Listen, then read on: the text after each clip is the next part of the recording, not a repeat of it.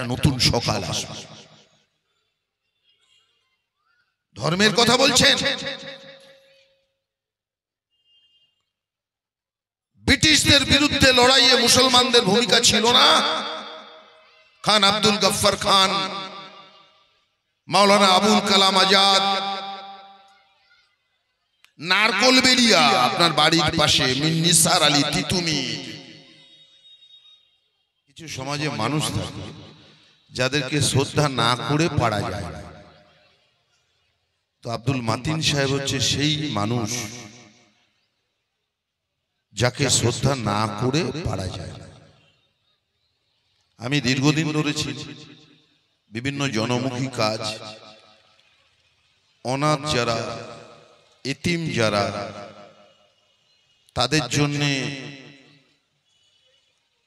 তার যে ত্যাগ, তার যে নিবেদিত প্রাণ, একজন মরমী মানুষ হিসেবে তিনি নিজেকে প্রতিষ্ঠিত করেছেন। বিশেষত তার কাজকর্ম আমাকে বেশি আকৃষ্ট করেছিল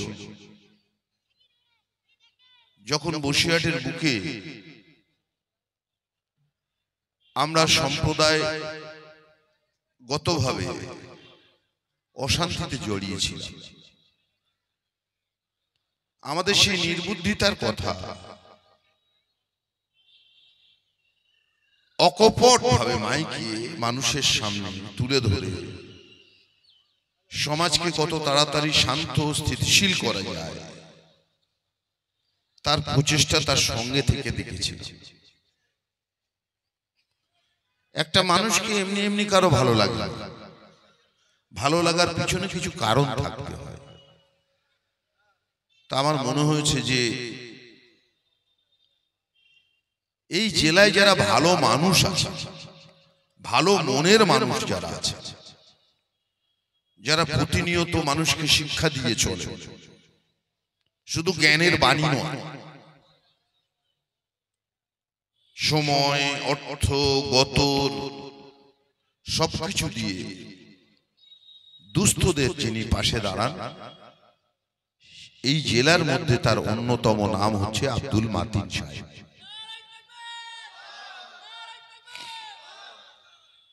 মঞ্চে ভূমিষ্ঠ আমার ভাই, আমার সহকর্মী মিন্টু সাউজি, জেলা পরিষদের কর্মাধ্যক্ষ, আর এক ভাই বিদেশ আনিসুর রহমান,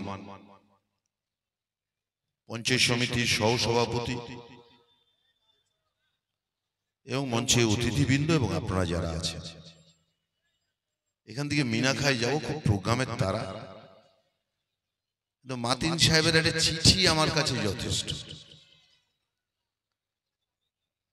ওনার লোকরা আমার বাড়িতে চিঠি দিয়ে এসছেন, তো আমি ভাবলাম যে ভদ্রলোক, গুণী মানুষ এতটা করছেন, আমরা গিয়ে পাশে যদি দাঁড়াই সেটা ভালো দেখা। তো একটা বাচ্চাদের একটা কথা শুধু বলবো যে নিজেকে নলেজেবল করতে হবে। ইনফরমেশন, নলেজ, এই নলেজ বা ইনফরমেশন সংগ্রহ করতে গেলে, জ্ঞান বাড়াতে গেলে আমাদেরকে বিদ্যার্জন করতে হবে, লেখাপড়া শিখতে হবে। অনেক বাবা মা আছেন অনেক কষ্ট করে, বিশেষত আমাদের সংখ্যালঘু সম্প্রদায়ের মানুষ, একটা জিনিস তাদের মধ্যে ভালো দেখছি যে ইদানিং তারা নিজেরা হয়তো পড়াশোনা জানে না, কিন্তু এটা তারা অনুধাবন করেছেন যে আমার প্রিয় সন্তানকে পড়াশোনা করে মানুষের মতো মানুষ গড়তে হবে।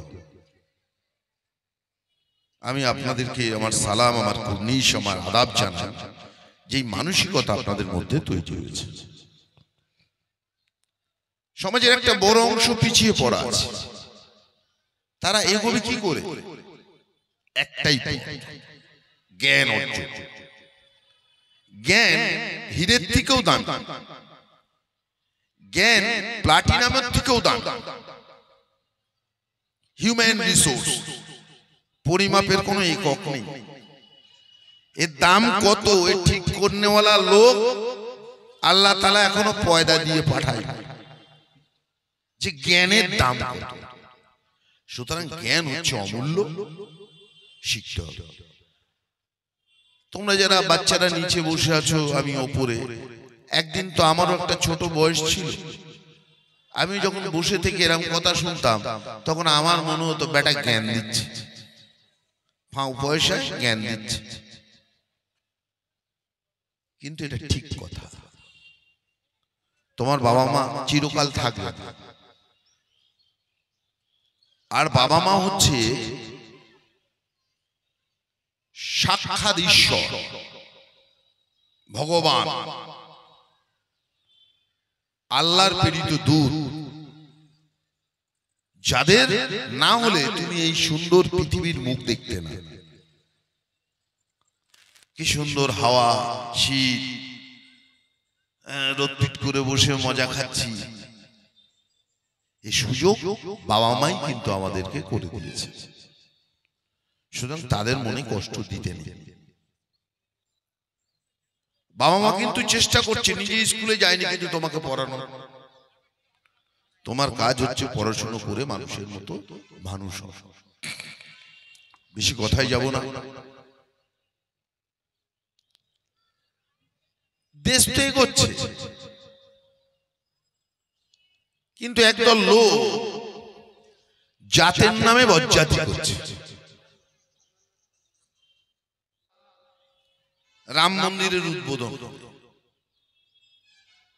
হিন্দু ধর্মের যারা মূল স্তম্ভ শঙ্করাচার্য, 4 জন, পুরী,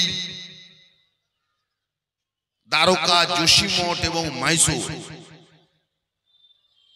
তারা বলছে করা যায় না। যদি ধ্বজা না ওঠে সেই মন্দির সম্পূর্ণ হয় না। এখন বড় মাতব্বর তৈরি হয়ে গেছে। হিন্দু ধর্ম অত জ্বালা আছে, লোকসভা ভোট, মানুষের কি অসুবিধে, জিনিসের দাম পত্র দেশ বিক্রি করে দিচ্ছে, ওর তো সময় নেই। এই যে মানুষ যাতে নজর অন্যদিকে ঘুরিয়ে দেওয়া যায়,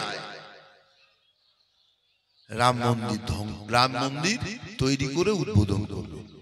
সেদিন মিডিয়ায় দেখছিলাম যে রাজাবাবু বলছে এই মন্দির উদ্বোধন করতে আমায় রামচন্দ্র পাঠিয়েছে। মানে কিসে বলে কথা হয়, কিসে কথা একটা বলে না, হটলাইনে কথা হয়েছে রামচন্দ্রর সঙ্গে, হটলাইনে রামচন্দ্রের সঙ্গে কথা হয়েছে, ওনারই করতে হবে। আমি মনে করি না, আমি হিন্দু ধর্মে বিশ্বাসী, অন্য ধর্মকে শ্রদ্ধা করি। আমার ধর্ম আমার কাছে, আপনার ধর্ম আপনার কাছে। ভগবান রামচন্দ্র আমার হৃদয়ে, আমার বাড়ির মন্দিরে। তো রামচন্দ্রকে নিয়ে ব্যবসা করা, আমরা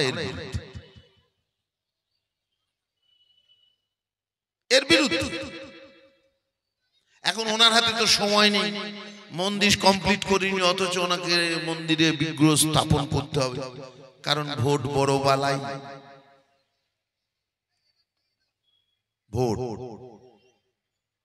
ভোট এসে গেছে, রাজাবাবু তারা করছে, কেটে দাও।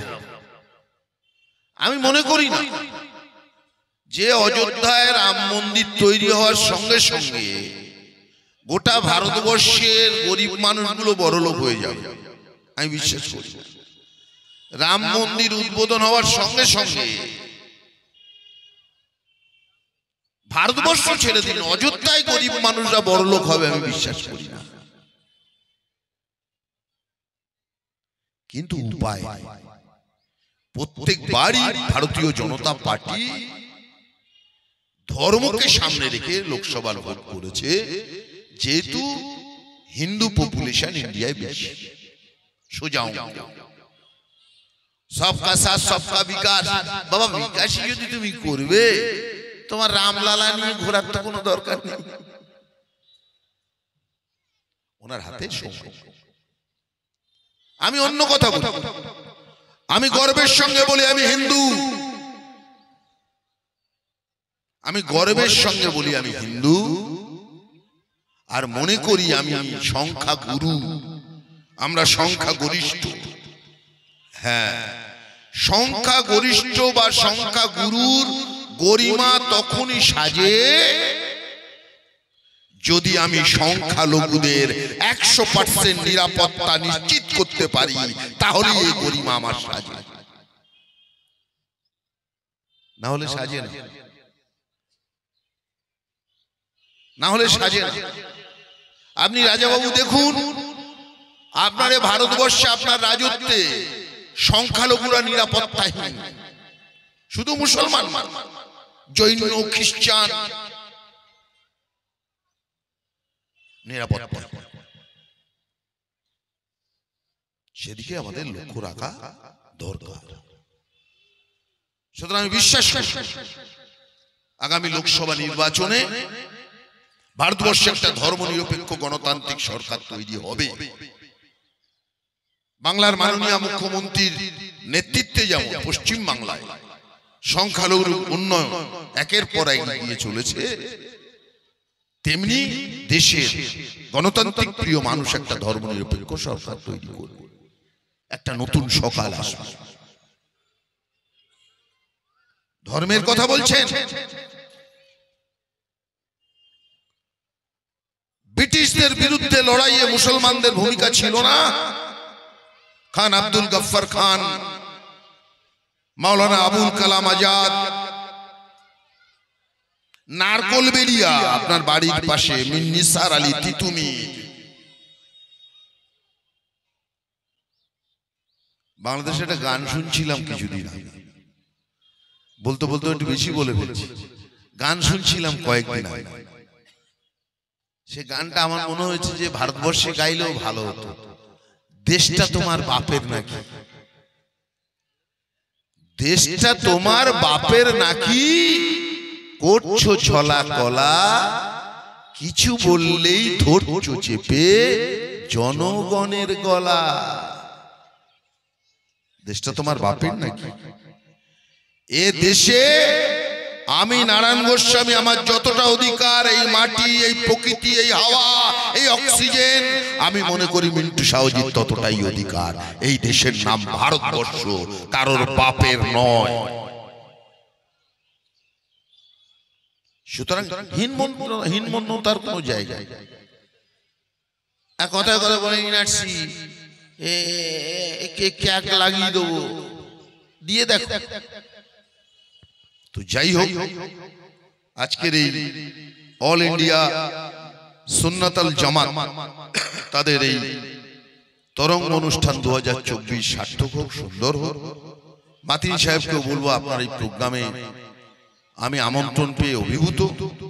আগামী দিনে আপনার সংস্থার কোনো কাজে যদি লাগতে পারে, একটা মানুষ হিসেবে আমি আপনার সঙ্গে থাকতে চাই। সবাই ভালো থাকুন, সবাই সুস্থ থাকুন, ধন্যবাদ।